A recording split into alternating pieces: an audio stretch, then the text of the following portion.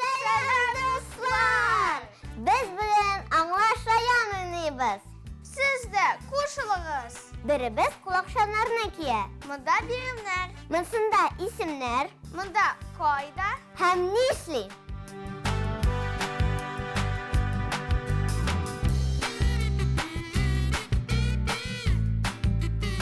Kızıklı şakır, eydelok vay, irensin. Ahdağın bilentir, alma, tutturutur.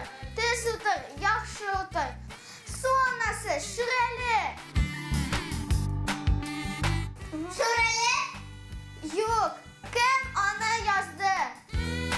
Abdullah Tufay? Eye, dürüst.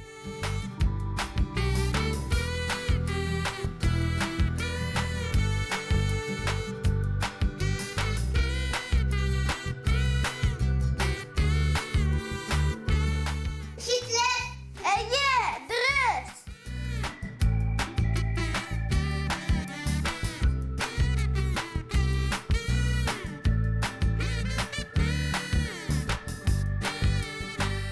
Yese? Yok. Şiddette? Yok.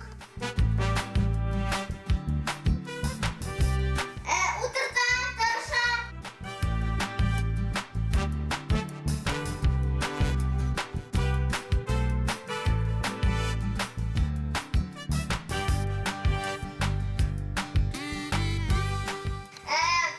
Aşağı.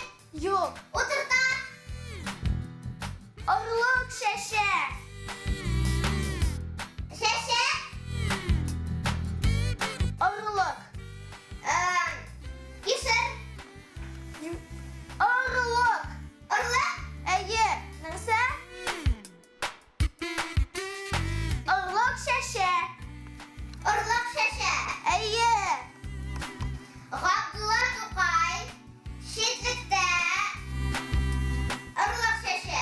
Eye.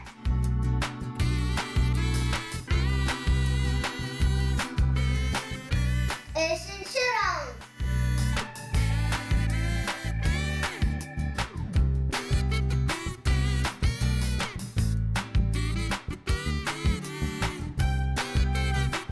Salkın.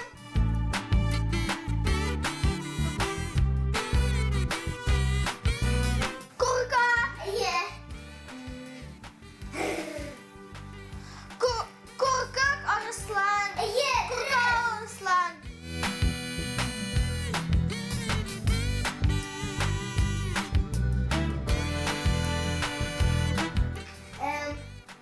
Parkta. Parkta. Dres.